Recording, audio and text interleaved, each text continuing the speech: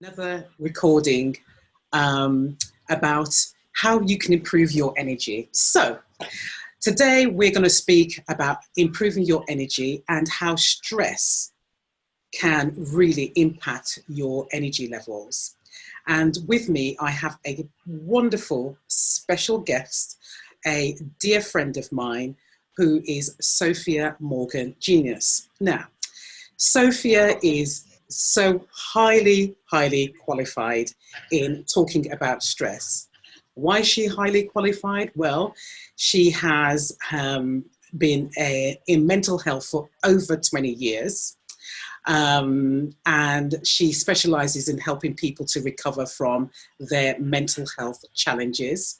She has a master's in mental health, and she even teaches at Birmingham and Derby University with other social, or she teaches social workers about how to address mental health, specifically around mental health to do with Black people.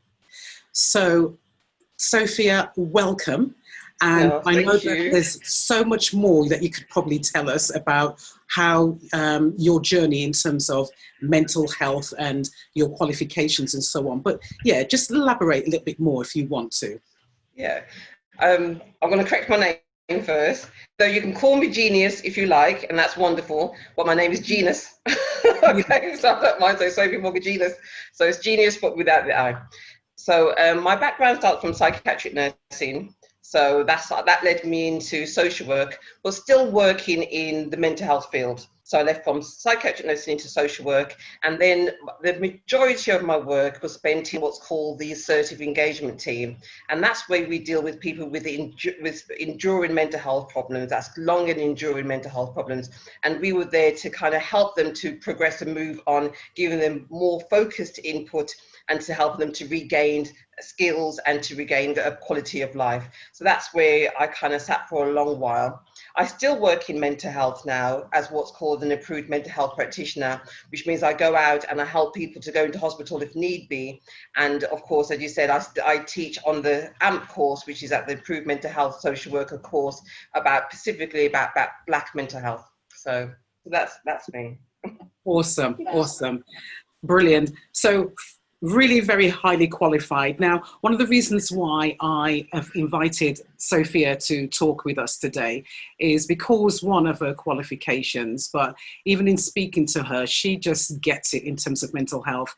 And for me, because I became chronically ill with chronic fatigue and fibromyalgia just over 10 years ago, it really served me that I had people like Sophia to be able to talk with, because part of the sickness came with depression and anxiety at times. And so I had to constantly be searching for solutions. And I know there's a lot of people who are out there who, especially at this time, are oftentimes anxious or stressed. And that I found is when you are in that position, it can deplete your energy levels. You can just feel so drained when you are a little bit stressed or anxious about stuff. So I just thought, let me ask somebody who is a lot more qualified than myself, who can just help us to bring it together and tell us about why we have energy level dips because of stress, and then some of the solutions that we can find ourselves to have, or that she would recommend to help us to de-stress and keep our energy levels higher. Okay, that's wonderful. I mean, it's a very large topic, so we're just going to touch on the edges. But I think it's good to kind of break down the aspect of anxiety and the aspect of worry. So generally, there's some kind of trigger. There can be a trigger, not always, but there can be some kind of trigger that's setting you off. And then it's about what you think about that trigger and what that trigger means to you. And that's the worrying part, where we can be worrying. So sometimes it can be worrying about things like our family, our work, our health. There's things that everybody can worry about. And it doesn't become distressful until it gets to the point that it's interfering with your lifestyle.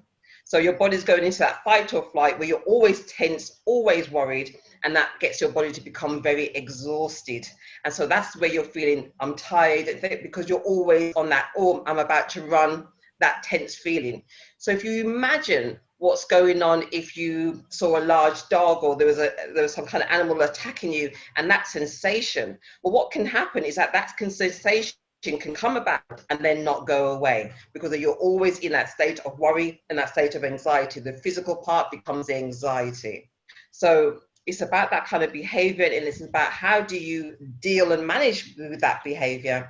And then sometimes what can happen is we can have ineffective ways, ineffective solutions to that behavior. So things that are quite ineffective could be isolating ourselves, overeating, overworking, being a perfectionist. So I know that can happen. A lot of people think, well, but being a perfectionist could be a good thing. But in fact, if you're constantly being worried that something's going to go wrong and nobody else can do it, I can't delegate because they'll get it wrong, so I have to do it myself, and you're worried and worried and worried about that, that can cause that added stress to you as well. So we can just break down all the different elements that sometimes we don't really think about.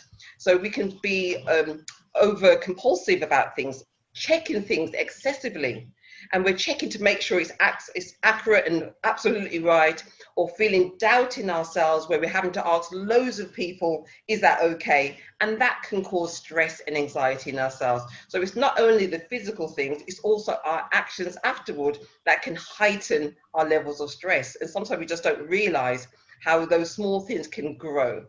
So like any kind of problem, if we try and suppress it, sometimes we can make it worse because it can show itself in different ways. And of course, because it's causing anxiety and stress in our body will give us different signs as well. So that could be poor concentration, poor thinking, it could be poor sleep, desires to either have food or too much food or not enough food. Our relationships can suffer, our libido can suffer. All these different things can suffer based on that internal sensation that we're getting because of that anxiety and stress. Do you know what I mean? But I said it is a big topic, really. So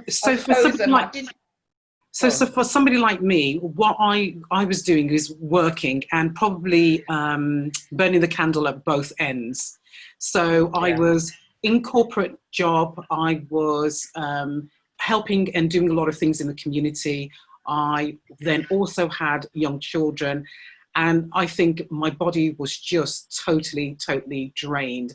And I think it was all those the stresses, and then having a elderly parents and or elderly parents that, you know, was quite dependent in different ways, and, you know, being an elder child, you know, the list goes on. And I think when you've got all those different factors that you have to put into place, then that can bring a lot of stress and then help to make your body feel quite exhausted, can't it? It can. And I suppose one way of looking at it as well is that an ineffective way of dealing with worry is about distraction. And that distraction can come in lots of different ways. So it can come in things like music, drugs, as I said, but also in overworking yourself. Right. Because if you're keeping yourself constantly busy, then you haven't got time to think about those worries. So if you are feeling in yourself, and I'm just making a general statement. If you're feeling in yourself, I've got so much on my plate, how am I going to do all these different things? And that's causing you stress. Then part of you can say, well, I don't want to think about it, so I'm going to do this. And so I don't want to think about it, so I'm going to do this. I don't want to think about it, I'm going to do this. And you find yourself doing so many different things to avoid the fact that you're concerned and worried that you have a lot on your plate. Right. You know? Yeah. And then it gets to the point where you physically stop, which could be at night time, or it could be when your body's physically exhausted, that you turn around and you're totally drained because you were using all those different techniques to distract yourself in a way not to think about those worrying thoughts of how you're going to cope or whatever that worrying thought was. So we've got to be very conscious of how we distract ourselves. We are doing it all the time. I mean, a lot of people are very concerned now because of what's happened in the climate. We're distracting ourselves with social media. We're distracting ourselves with, talking to friends on social media, we're distracting ourselves by alcohol, drugs, and being abusive to each other. Do you know what I mean? All these things are happening. You see this heightened domestic violence, heightened drugs, heightened suicide. You know what I mean? People are not handling the levels of stress. And I said they might be using avoidance, or they might be finding to escape out of it and distract yourself by being escaping out of it. And that could be, I said, with drugs and alcohol, or it could be to end your life. Do you know what I mean? So we can see that if you don't manage your stress, manage that worry effectively, and that anxiety effectively, it can be quite destructive. Okay, thank you. That was really, really good. That's such wonderful information. So how do we address it if our bodies are becoming so depleted because of the stress? Well, what are the techniques that we can put into place to combat that? There are positive ways that we can kind of handle our anxiety and stress. Some of the basic things can be movement. Movement is really good because it helps to detox your body. So that could be exercise, it could be dance, it could be doing things that you enjoy. We can look at your diet, what you're putting in your body, because that can cause a lot of different stress. So we can try and eliminate that. Keeping hydrated, managing our thoughts. Sometimes our thoughts about predicting the future, and we kind of think, oh, it's going to fail. And that's another way of coping, actually, is by if you think it's never going to be right, then when it fails, you think, see, I told you. Do you know what I mean? But that negative thought pattern can cause added stress. So we can look at adjusting that negative thought pattern. So what we can do is to start questioning our thoughts about things. So I love Katie Bryan, and she does something called The Work, where she looks at no matter what story you're telling yourself, you question it with 4 simple questions. And the first one is just by asking, is it true? So if you turn around and say, everybody's always demanding things from me, and you can say, well, is that true? Do you know what I mean? And then you question it, you ask yourself again, is that true? And then you turn around and say, well, what would your life be if that wasn't happening? Well, I'd be very, very happy. And then you turn around, and the last one is to have a turnabout. And in that sense, it would be, well, maybe it's not that people are demanding of you, maybe you're demanding a lot of yourself, you know, which can happen as women. We can do that very much because sometimes we can find it hard to say no.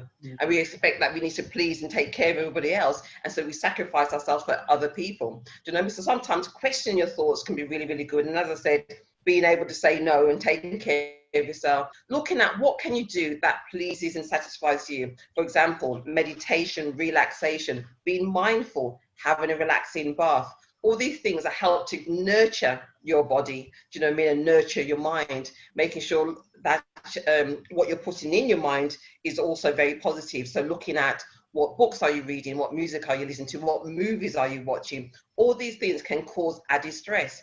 Now, our bodies find it very hard to see the difference between imaginary and reality.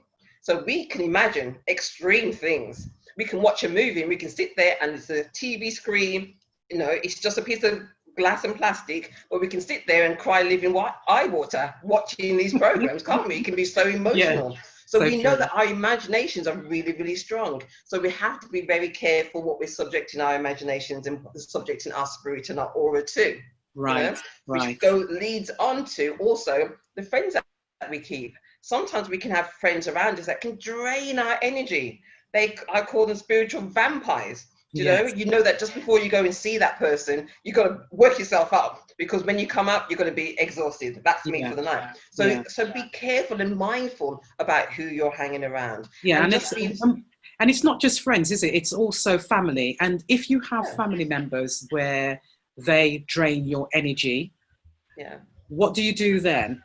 I know you've helped me with this one. The combination of things. As I said, it's about you questioning your thoughts, questioning what you need to do, what you really have to do. Some things that happen in your life, you can't find, some problems you can't find a solution for. Some things you can find solutions for straight away. Some things are solutions are far away. Sometimes you might need somebody to come in and help you. So if you're in a situation where, okay, you've got a family member and they're very demanding, and if you're saying to yourself, oh, I've got to deal with this. Well, maybe you don't. Maybe you could delegate. Maybe you could ask other people to do those things for you. Now, I know with a lot of people thinking, yeah, but if they come in, they won't do things properly. And sometimes we've got to turn around and be careful of our obsessiveness and our perfectionist. And it's like, well, will that person come to harm? And well, no, that person wouldn't come to harm. The person will be okay. They might not be treated as well as you would have done, but it still be to a high standard. So sometimes we need to be able to let those things go, so we're not adding extra pressure onto ourselves. And I said, being able to say no is ideal, and limiting our exposure to that negativity. If you can't get away, maybe you can limit that exposure. So limit the exposure, ask for help, change our thinking of how we do things. Sometimes we can't control all events, but what we can control is our reaction to those events, and depending on how we react, it can determine the outcome. So if we go into a situation as well, like I said, you go to somebody who's draining you and you know this, and you're about to go into that situation and you're thinking, this person's going to cause me stress, this person's going to cause me worry. Well, now you're causing that because you're going in there with those kind of emotions. So sometimes it's about changing how you think, and picking your arguments and picking the things that you challenge. Do you know what I mean? And letting things just let them go. Yeah. To calm them down. Do you know what I mean? And that can be a massive big change to a situation, whether it's going to be positive or negative at the end of it. I think because some of the tactics that I used and have used in situations like that is I have limited my time with that person. And then also I find one of the things that really has energized me a lot is going out for walks, getting that vitamin D. So taking, time out and just getting fresh air is a brilliant thing. And also just having music, doing something that I love and enjoy before and afterwards, maybe watching a comedy afterwards and so on. All of those things make my body feel so much better and more energized. If I've been in a stressful situation, I learned to just de-stress myself through those means. And that's excellent, because what you're doing there is you're being in control of your mood. You're being in control. So you're learning what makes you feel well, and then you do the things that help to make you well. So getting out in nature, physical movement, the music, as we talked about, the comedy, the TV that you're watching, all those things help you to lift your spirits, which means that you've got something to bat against. Do you know what I mean? Because your spirits are high, so this person comes and they can drain. Do you know what I mean? But if you were already drained and this person comes, then you become exhausted. So preparation beforehand, preparation can be really, really good. As long as it's not excessively planning, but it can be really, really good, Okay, the very last thing, because I just wanted to wrap up now, is just to mention that one of the things that I've used a lot, that you introduced me to a few years back, is to add magnesium. Now, we're going to do another video in regards to magnesium, but that has been one of the game changers for me, that when I was stressed, I started to introduce magnesium into my lifestyle through the products and services that you told me about, or just by putting that into my everyday life, by having oils, by taking a magnesium bath with salt, by using the creams and so on that you mentioned to me. That was just such a great game changer and helped me to de-stress so much. Getting into that bath, putting in magnesium salts, and it just energized me. And one of the things that you taught me was that it wasn't magnesium sulfate like we get in Epsom salt, it was magnesium chloride. And having that bit of knowledge just made a big, big difference. So can you just take another maybe 30 seconds or so and just wrap up and just tell us a little bit more about that, and we'll do a deep dive more into magnesium in our next video. Yeah, I mean, magnesium it's a natural mineral, but it's also vital to health and well-being. And there's 80 to 90% of us are depleted in magnesium, which is why that when you introduce it into your life, your body can react so effectively. You view it as the engine to help other elements of your body function. So it's important for over 300 different enzyme reactions in your body. So it's the engine that pushes things over. It works on you on a cellular level. So it's helping your body to improve and energize inside and out. So it's healing, repairing, relaxing and rejuvenating. So that's why I love this mineral. And because we're so depleted in it, I always push to say, look, try this, use this. We all do. You normally would have got it from your leafy greens, but because of the farming methods, it means that our food's depleted. So that's why we're so depleted in ourselves now, because we should be eating mineral rich foods, but we're not. Do you know what I mean? So it helps to replace the minerals. And as I always say, transdermally is better because you can absorb a lot more via your skin than you can via taking it orally, you know? So I always say transdermally, but yeah, we can go and talk because that's a big subject in itself. Okay, fantastic. Sophia, you have been so, so wonderful. I really, really appreciate you. And I do call you Morgan Genius because I think you are a genius. So you may not like that, but I'm saying that that's what I call you. But if people want to find you, you find you without the I, but you are a genius to me because you are magnificent in terms of what you do, having your own company, having been that mental health advisor, social worker, you name it. This girl just does so much for people and has helped people all over the world. So, you know, Sophia, we are really appreciative of you taking the time out and being with us today. Take care and God bless. Thank you. Bye. Bye.